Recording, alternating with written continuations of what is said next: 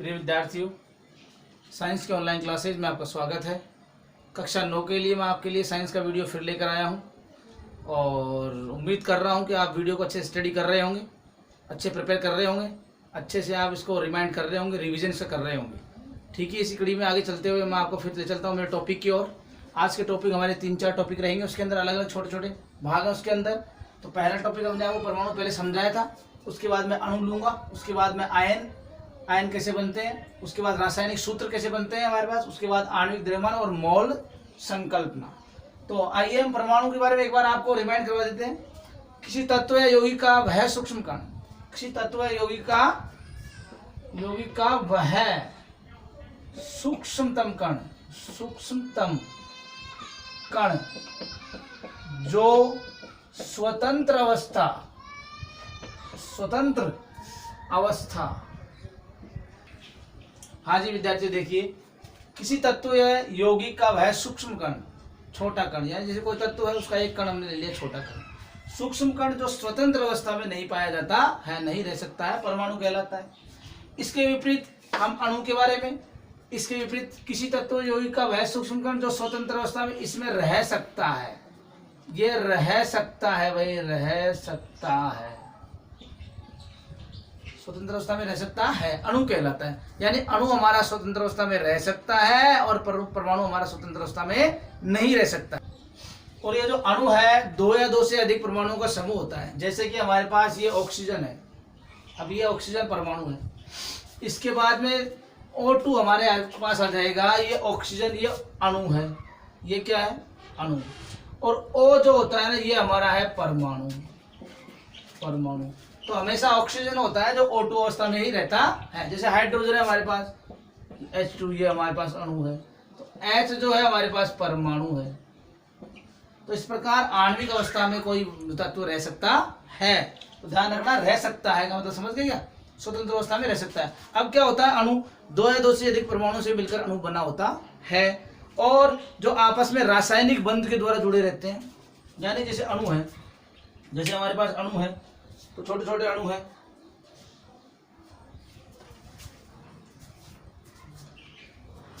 देखिए पहले, जैसे हमारे पास छोटे छोटे अणु है, ये किसी तत्व के ये अणु है हमारे पास।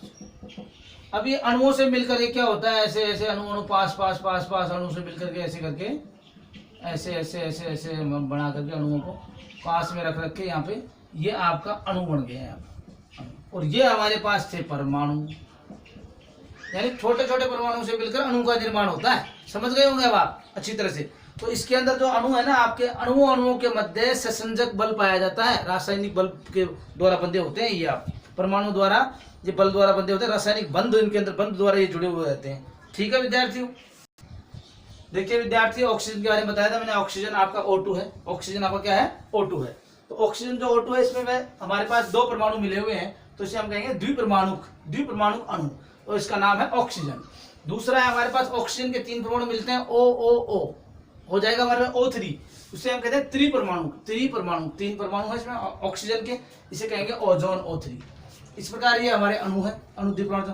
उसके बाद बता रहा हूँ आपको, अणु जो है हमारे पास कुछ, देखो यौगिक के अणु बता रहा हूँ आपको, यौगिक के अणु। तो यौगिक के अणु देखिए विद्यार्थियों, मैं बता रहा हूं आपको यौगिक के अणु। जैसे हमारे पास यौगिक का मतलब होता है कि जब 2 तत्व निश्चित अनुपात में संयोग करके बनते हैं तो वो यौगिक बना लेते हैं। जैसे हम उदाहरण दूंगा आपको मैं, जल है हमारे पास, तो हमारे पास जल का सूत्र है H2। बोलो क्या है, H2। इसमें क्या होता है कि हाइड्रोजन और ऑक्सीजन के निश्चित परमाणु संयोग करके बनाते हैं, इसे निश्चित अनुपात में बनाते हैं। जैसे हाइड्रोजन है, परमाणु क्रमांक हमारे पास 1 है, तो 1 × 2, तो हमारे पास हो गया 2। ऑक्सीजन है, परमाणु क्रमांक हमारे पास है 8, द्रव्यमान इसका हो जाएगा हमारे पास 8 × 2, कितना हो जाएगा, 16। परमाणु द्रव्यमान है इसका, परमाणु द्रव्यमान है। ऑक्सीजन परमाणु क्रमांक 8, Z का मान 8, परमाणु क्रमांक को बता दिया मैंने आपको, परमाणु क्रमांक को Z बोलते हैं। प्रोटॉन संख्या P, न्यूट्रॉन संख्या N, तो परमाणु क्रमांक ऑक्सीजन का जो है हमारे पास 8 है। ठीक है, तो ये 8 हो गया। तो परमाणु द्रव्यमान ज्ञात करेंगे, जस्ट दुगना कर लेंगे, क्योंकि ऐसा वैज्ञानिकों ने कहा है कि परमाणु जो द्रव्यमान है, परमाणु क्रमांक का जस्ट डबल होता है, लेकिन कुछ अपवाद होते हैं जो आपको मैं बता दूंगा अभी, है ना। तो देखो, हाइड्रोजन के 1 × 2, ऑक्सीजन परमाणु क्रमांक 8, परमाणु द्रव्यमान 16, तो हम निकालेंगे इसमें 2:16, तो हमारे पास यहाँ क्रॉस होकर हमारे पास हो जाएगा 1:8। तो यानी निश्चित अनुपात, तत्वों के निश्चित अनुपात के संयोग से ही यौगिक बनते हैं। तो आप 1:8 में, जैसे मान लो अमोनिया उदाहरण लेता हूँ, आपके पास NH3, ये मैंने ले लिया अमोनिया, बोलो क्या है ये, अमोनिया, ये हमारे पास अमोनिया। अब देखो नाइट्रोजन परमाणु क्रमांक कितना है, 7 है, नाइट्रोजन परमाणु क्रमांक कितना है, 7 है, तो 7 परमाणु क्रमांक है, 2 से इंटू कर देंगे, परमाणु द्रव्यमान हो गया 14, परमाणु द्रव्यमान कितना हो गया 14। हाइड्रोजन का 1 × 3 है, तो कितना हो गया 3, तो हमारे पास 14:3, यानी जब भी हम अमोनिया बनाएंगे उसमें 14:3 का अनुपात होगा, किसका, नाइट्रोजन और हाइड्रोजन का। तो आप समझ गए होंगे, कोई भी यौगिक बनता है वो निश्चित अनुपात में बनाया जाता है। ठीक है, सीधे आ रहे हैं यार। हाँ जी विद्यार्थी, देखिए अभी हमने पढ़ा था आपके परमाणु अणु, हम पढ़ रहे हैं अब आयन। तो ध्यान दें विद्यार्थियों, हम पढ़ रहे हैं आयन, तो हम पढ़ रहे हैं यहाँ पर आयन। आयन होता क्या है, किसी परमाणु द्वारा इलेक्ट्रॉन को ग्रहण करना, ग्रहण मतलब लेना, या त्यागना मतलब इलेक्ट्रॉन देना, देने पर वह क्रमशः ऋणावेशित या धनावेशित हो जाता है। ऐसे आवेशित जो परमाणु है वो आपके आयन कहलाते हैं। वो कैसे, जैसे हमारे पास है ऑक्सीजन, पहला उदाहरण हम आपको ले रहे हैं, उदाहरण जैसे हमने ऑक्सीजन ले लिया, इसका हमारे पास परमाणु जो क्रमांक है, परमाणु क्रमांक जिसे हम कहते हैं Z, जो हमारे पास 8 है। अब इसका हमें इलेक्ट्रॉनिक विन्यास देखना पड़ेगा। तो पहले कक्ष में 2 इलेक्ट्रॉन भर गए, दूसरे में 6 और 2 हो जाते हैं 8, ठीक है। अब इसके बाहरी कोश में यानी बाह्यतम कोश में कितने इलेक्ट्रॉन है, 6। अब ये क्या करेगा, अपना अष्टक पूर्ण करने के लिए, अष्टक का एक नियम आता है, उसमें अष्टक पूर्ण करता है बाह्यतम कोश का इलेक्ट्रॉन। बाह्यतम कोश में 6 इलेक्ट्रॉन है, ये अपना अष्टक पूर्ण करेगा। अष्टक पूर्ण करने के लिए 2 इलेक्ट्रॉन चाहिए, तो ये 2 इलेक्ट्रॉन लेकर के ये आपका 2 + 8 बन जाएगा, यानी 10 बन जाएगा। कितना बन जाएगा, 10। तो यानी ये नियोन की संरचना ले लेगा। नियोन ही है 10, oxygen, hydrogen, helium, lithium, boron, carbon, nitrogen, oxygen, fluorine, neon. हाँ ठीक है। देखो विद्यार्थियों, अब ये ऑक्सीजन था, परमाणु क्रमांक कितना था, 8, 2 और 6, कितना था, 2 और 6। बाह्यतम कोश में कितने इलेक्ट्रॉन थे, 6। अब ये अष्टक पूर्ण करने के लिए 2 इलेक्ट्रॉन लेता है, तो 2 8 हो जाता है। इलेक्ट्रॉन लेता है तो इसका मतलब हमारे पास क्या हो गया, इलेक्ट्रॉन ग्राही मतलब ग्रहण करने वाला। तो जब लेता है तो होता है ग्राही, बोलो क्या होता है, ग्राही मतलब ग्रहण करने वाला। तो जब ग्रहण करेगा, ग्रहण कौन करेगा, इसके पास कमी होगी, इसके पास कमी है तो ये ग्रहण कर रहा है, कमी का मतलब माइनस का चिन्ह। तो यहाँ पे हमारे पास ओ कितने ग्रहण किए इसने, 2, देखो यहाँ पे 2, तो हमारे पास हो जाएगा 2-, तो 2- हो गया। तो ये नियोन की संरचना ले ली इसने, नियोन की, किसकी ले ली, नियोन की। तो 2- हो गया, O2-, ये बोलेंगे O2-। तो ये ऑक्सीजन का आयन बन गया, क्या बन गया, ऑक्सीजन आयन, ऋण आयन। अब देखो सोडियम लेते हैं हम, सोडियम Na, सोडियम हमारे पास परमाणु क्रमांक कितना है, hydrogen, helium, lithium, beryllium, boron, carbon, nitrogen, oxygen, fluorine, नियम, सोडियम 11। सोडियम परमाणु क्रमांक Z बराबर कितना है विद्यार्थियों, 11। अब देखो क्रमांक देखो, उसको 2 करेंगे हम, 2 गए हमारे पास, 2 के बाद में हमारे पास 2 8 हो गए, 10 10 और 1 11। बोलो बाह्यतम कोश में कितना इलेक्ट्रॉन है, 1। अब ये क्या होगा, 1 इलेक्ट्रॉन दे देगा, उससे बाद ये एक इलेक्ट्रॉन देते ही इसके बाह्यतम कोश में कितने इलेक्ट्रॉन हो जाएंगे, 8। तो यानी ये हो जाएगा हमारे पास 2 8, कितना हो गया, 2 8। तो 2 8 होते ही ये हमारे पास फिर नियोन संरचना ले लेगा। इसका मतलब हमने इसने 1 इलेक्ट्रॉन दे दिया, क्योंकि यह स्थायी होना चाहता है। तो मुख्य क्या है यहाँ पर कि कोई भी परमाणु जिसके बाह्यतम कोश में इलेक्ट्रॉन कम है या ज्यादा है तो वह स्थायित्व प्राप्त करना चाहता है, उसके लिए उसे आधा भरना या पूरा भरना जरूरी है। तो नियम ये है कि अर्ध भरे और पूर्ण भरे कक्षक स्थायी होते हैं, अर्ध भरे और पूर्ण भरे कक्षक क्या होते हैं, स्थायी होते हैं। तो यहाँ पे या तो ये आधा भरना चाहिए या पूरा भरना चाहिए। जैसे यहाँ पे 1 इलेक्ट्रॉन दे देगा तो हमारे पास ये जो ये सोडियम है इसको लिख देंगे हम Na+, क्या बोल देंगे, Na+। तो इसके पास हमारे पास 2 और 8 हो जाएंगे, इस पर ये हो जाएगा धनायन, क्या हो जाएगा, धनायन। तो धनायन को बोलते हैं दाता, क्या बोलते हैं, दाता। दाता यानी देने वाला, इसने एक इलेक्ट्रॉन दे दिया है। इस प्रकार आप समझ गए होंगे आयन कैसे बनते हैं, यानी इलेक्ट्रॉन देने से और लेने से आयन बनते हैं। सीधी भाषा में इलेक्ट्रॉन देने और लेने से क्या बनते हैं, आयन। यदि देता है तो मतलब दाता है तो पॉजिटिव, यदि लेता है तो कुछ कमी है, ग्राही है, इसका मतलब नेगेटिव का चिन्ह। ठीक है विद्यार्थियों। हाँ विद्यार्थियों देखिए अब इसके बाद में आइए वीडियो की ओर। हम बता रहे हैं आपको रासायनिक सूत्र कैसे बनते हैं, बहुत ही इंपॉर्टेंट फैक्ट है इसका। रासायनिक सूत्र संयोजकता के आधार पर मानक रखते हुए रासायनिक सूत्र बनाए जाते हैं।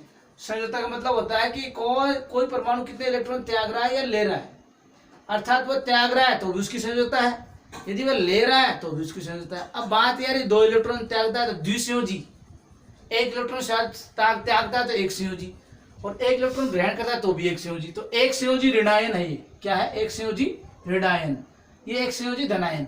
इसका मतलब ये एक इलेक्ट्रॉन ग्रहण कर रहा है बाह्यतम कोश को पूर्ण करने के लिए, सारे 1 इलेक्ट्रॉन ग्रहण कर रहे हैं, ये 1 इलेक्ट्रॉन त्याग रहे हैं क्योंकि इसके पास एक बाह्यतम कोश में 8 इलेक्ट्रॉन के अलावा 1 इलेक्ट्रॉन एक्स्ट्रा है, तो ये त्यागेंगे सारे।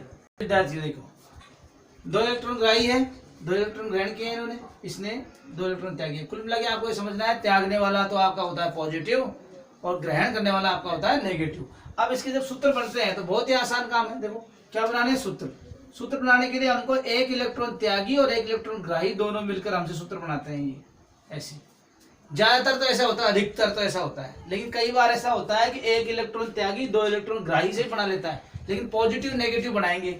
अब देखो एक और बताता हूँ आपको, जैसे कॉपर है Cu और ये Cu2+, इसकी संयोजकता होती है परिवर्तनशील संयोजकता, परिवर्तनशील।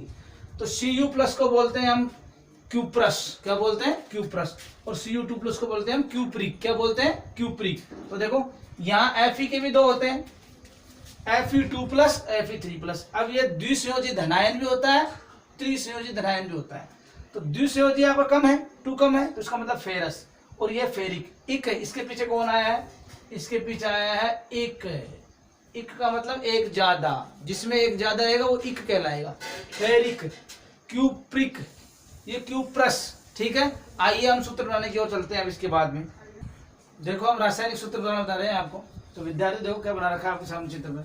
सबसे पहले मैं लेता हूँ आपका सोडियम और क्लोरीन को। सोडियम हमारे पास क्या होता है Na+, इसकी संयोजकता होती है पॉजिटिव, इसकी होती है नेगेटिव। ध्यान रखना यहाँ पर बोर्ड पर पॉजिटिव और नेगेटिव। तो +1 है, ये कितना है, +1, और ये -1 है। तो +1 क्या होता है, इसके नीचे यहाँ लिख देंगे +1 और ये -1। अब क्या होगा, क्रॉस मल्टीप्लाई होगा, इसका इधर होगा और इसका इधर होगा। इसकी संयोजकता है ना वो इस पर आ जाएगी, इसकी इस पर आ जाएगी। दोनों माइनस प्लस अगर समान है तो कैंसिल हो जाएंगे, तो हमारे पास जो इसके पीछे बनने वाला सूत्र हो जाएगा Na, ये आपका, और Cl, NaCl। यानी कि आपका जो प्लस है ना, ये आपका, ये तो प्लस था और ये माइनस था, दोनों क्रिया करके प्लस माइनस हट जाते हैं, हमारे पास बन जाता है NaCl। इसको बोलते हैं सोडियम क्लोराइड। क्या बोलते हैं, सोडियम क्लोराइड, जो हम नमक बोलते हैं साधारण भाषा में, सोडियम क्लोराइड। अब देखो आइए, ये हमारे पास Na का है, परमाणु संरचना बता रहा हूँ आपको, Na की परमाणु संरचना है, और ये आपका इसका Cl है। ये आपको देखो इलेक्ट्रॉन भरने का बता रहा हूँ मैं। यहाँ पर है Na11, Na परमाणु क्रमांक कितना है, 11। तो देखो 2, 8 और 10, पहले कक्ष में 2 इलेक्ट्रॉन भरते हैं, दूसरे में 8 भरते हैं, 8 से ज्यादा नहीं भरते हैं, 9वां इलेक्ट्रॉन इसमें नहीं भरेगा, बाद बच गए जो बाहर भरेंगे। जैसे 2 यहाँ भर गए, 8, 10 हो गए। अब 1 इलेक्ट्रॉन बचता है आपका ये वाला, जो हमने बाहर बाह्यतम कोश में भर दिया। अब क्लोरीन की ओर चलते हैं। क्लोरीन कितना है, 17, परमाणु क्रमांक कितना है, 17। पहले हम कितने भरेंगे, 2, दूसरे में भर रहे हैं 8, कितने हो गए, 10, और बाह्यतम कोश में कितने इलेक्ट्रॉन हो गए, 7। इसका मतलब हमारे पास कैसे भरे, 2, 8 और 7। अब क्या होगा, ये जो 7 दिख रहा है, ये 1 इलेक्ट्रॉन आसानी से ले लेगा, उसे कम ऊर्जा की आवश्यकता होगी, 1 इलेक्ट्रॉन ले सकता है ये आराम से। 7 देने के बजाय 1 इलेक्ट्रॉन ये लेगा। उसके बाद ये क्या होता है, 1 इलेक्ट्रॉन आपका देगा। तो यहाँ 1 इलेक्ट्रॉन देते ही क्या होगा विद्यार्थी, जैसे 1 इलेक्ट्रॉन दे दिया इसने, इधर ध्यान देना, ये इलेक्ट्रॉन दे दिया, देते ही इसका बाह्यतम कोश समाप्त हो गया, ये कोश समाप्त हो जाएगा, ये इसका कोश क्या हो जाएगा, समाप्त हो गया। ये अब बोलो इसके बाह्यतम कोश में कितने इलेक्ट्रॉन है, 8। अब ये जो 1 इलेक्ट्रॉन आकर के यहाँ जुड़ गया, यहाँ आ गया, संयोग कर लिया इसने 8 इलेक्ट्रॉन। अब देखो पहले इसका साइज कितना बड़ा था, बहुत बड़ा था, अब छोटा हो गया। तो ये तो आपका है धनायन, बोलो क्या है, धनायन, और ये आपका ऋणायन है, बोलो क्या है, ऋणायन, क्योंकि इसने 1 इलेक्ट्रॉन दिया है। दाता है ये, दाता, दाता, दानवीर, देने वाला। और इसने ग्रहण किया है तो ग्राही हो गया। तो जो दाता होता है उसका आकार कम हो गया, इसका मतलब धनायन जो है ना अपने परमाणु के आकार से धनायन का आकार कम हो जाता है, ऋणायन का आकार बड़ा हो जाता है। क्योंकि यहाँ पर जो बल लगता है, एक जो बाह्यतम कोष का बल था ना, पहले ये बल यहाँ से यहाँ तक लग रहा था बल, अब ये बल कुछ कम हो गया इसके अंदर, तो यहाँ का बाह्यतम कोष समाप्त हो गया, तो अब बल यहाँ तक लग रहा है इसके अंदर, और इसका पूरा बल यहाँ से यहाँ तक लग रहा है। तो यहाँ पर बल की मात्रा ज्यादा है, यहाँ कम हो गई, इसने इसको ज्यादा बल लेकर के इसको खींच लिया। तो यहाँ पर धनायन का आकार कैसा हो जाएगा, कम हो जाएगा। आपको यूं याद रखना है, धनायन का आकार अपने संगत परमाणु से कम होता है और ऋणायन का आकार संगत परमाणु से अधिक होता है। ये NaCl बन गया। अब दूसरा देखो, NaCl के बाद में ये बन जाएगा, देखो यहाँ पर, यहाँ बनाता हूँ K का, ये K और ये Br, K पॉजिटिव होता है, Br माइनस होता है, तो दोनों क्रिया कराएगा ऐसे, यहाँ पे +1 यहाँ -1, तो हमारा बन गया KBr। क्या बन गया, KBr, पोटेशियम ब्रोमाइड। क्या बन गया, पोटेशियम। इस प्रकार हमारे पास AgI का बन जाएगा, उसके बाद CuI का बन जाएगा, इस प्रकार हमारा बन जाता है। देखो हमारे पास ये कार्बन है और क्लोरीन है, तो ये जो कार्बन है इसकी संयोजकता होती है +4, कितनी होती है, +4, और कैल्शियम इसकी क्लोरीन की होती है माइनस, तो यहाँ आ गए +4, तो इस +4 को हम यहाँ कर लेंगे और माइनस को यहाँ पर लेंगे। अब की बार एक संयोजी का एक संयोजी से नहीं है, ध्यान रखना। तो हम क्या करेंगे, ये संयोजकता तो इधर जाएगी और ये किधर जाएगी, इधर जाएगी, यानी कि इसका जो 4 है उसके साथ जुड़ जाएगा, इसका जो 4 है ना वो कहाँ जुड़ेगा, उधर, और इसका एक क्या जुड़ेगा, इसका मतलब CCl4। क्या बन गया, CCl4, यानी यहाँ पर जो C के साथ जुड़ा है, यहाँ 1 जुड़ा है, 1 को हम नहीं लिखते हैं, CCl4 बन गया। अब इसको बोलते हैं कार्बन टेट्रा क्लोराइड। क्या बोलते हैं, कार्बन टेट्रा क्लोराइड। ट्राई में 3 होते हैं, टेट्रा में 4 होते हैं, डाई में 2 होते हैं, मोनो में 1 होते हैं। तो आप ध्यान रखना, यहाँ पर जब भी मोनो का नाम पढ़ेंगे तो हमारे पास होगा ये डाई 2, ट्राई 3 और टेट्रा का हमारे पास बन जाएगा 4। इस प्रकार ये सूत्र है आपका, mono, di, tri, tetra, hexa, penta, octa, nona, deca 10। देखो विद्यार्थियों, NH4 या अमोनियम सल्फेट का सूत्र बनाना है हमको बनाना अमोनियम सल्फेट। अमोनियम देखो हमारे पास क्या होता है, NH4 और सल्फेट होता है SO4 2- और अमोनियम होता है NH4+। ये हमें याद रखना पड़ेगा, धनायन ऋणायन आपको याद करने पड़ेंगे। सारणी आपके पास है, कक्षा 9 में सारणी दी हुई, उस सारणी को एक संयोजी, द्विसंयोजी, त्रिसंयोजी, धनायन ऋणायन आपको लिख कर याद करना है इसको, ठीक है। और देखो जी, अब क्या होगा, ऐसे यूं, अब यहाँ पर तो है प्लस और यहाँ पर है 2। अब ये जो 2 इसकी थी संयोजकता, यानी 2 इलेक्ट्रॉन इसने क्या किए हैं, आपको ग्रहण किए हैं, ग्राही है ये, और ये इलेक्ट्रॉन इधर चले जाएंगे तो हमारे पास बन जाएगा NH4 तो है, ये 2 इसके साथ लगेगा तो यहाँ ब्रैकेट लगा के ऐसे करना पड़ेगा, NH4 का होल ट्वाइस ये हो जाएगा SO4, NH4 का होल ट्वाइस SO4, इसे बोलते हैं अमोनियम सल्फेट। क्या बोलते हैं, अमोनियम सल्फेट। तो ध्यान रखना, एक संयोजकता रहती है उसको हम नहीं लगाते हैं, यहाँ लगा सकते हैं 1, ऐसे लगा सकते हैं 1, लेकिन 1 नहीं लगाएंगे हम, 1 में कोई महत्व नहीं लगाने के लिए, इसलिए 1 को नहीं लगाएंगे। NH4 का होल ट्वाइस SO4, ठीक है। आणविक द्रव्यमान देखो, आणविक द्रव्यमान किसी यौगिक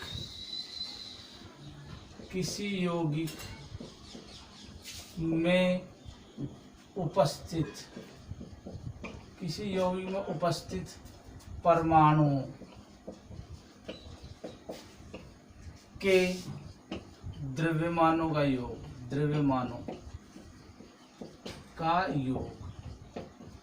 उसका आणविक द्रव्यमान कहलाता है। आणविक द्रव्यमान कहलाता है, ठीक है। अब देखो, जैसे एग्जांपल में आपके सामने समझा रहा हूँ आपको, एक बार कैसे करेंगे इसको। जैसे हमारे पास H2 है, ये हमारा एक यौगिक है, यौगिक बताया था मैंने आपको, निश्चित अनुपात में बनाया जाता है, परमाणु के निश्चित संयोग से बनता है, 1:8 में बनता है, हाइड्रोजन बनता है 1:8 में, बताया था मैंने आपको। अब देखो जी, हाइड्रोजन हमारा H2 है, तो H का मतलब हो गया हाइड्रोजन परमाणु क्रमांक 1 है, 1 का दुगुना आणविक द्रव्यमान, इसमें 2, ये H2 जो है आपका अणु हो गया। तो परमाणु इसमें अंदर 2 है, तो यहाँ पर 2। ऑक्सीजन, देखो ऑक्सीजन परमाणु क्रमांक हमारे पास है कितना, 8 है। ऑक्सीजन परमाणु कितना, 8 है। तो हमें निकालना है द्रव्यमान, परमाणु द्रव्यमान। तो यहाँ पे परमाणु द्रव्यमान का मतलब ऑक्सीजन का है, तो यहाँ 8 दूनी 16, परमाणु द्रव्यमान हो गया 16 ऑक्सीजन का।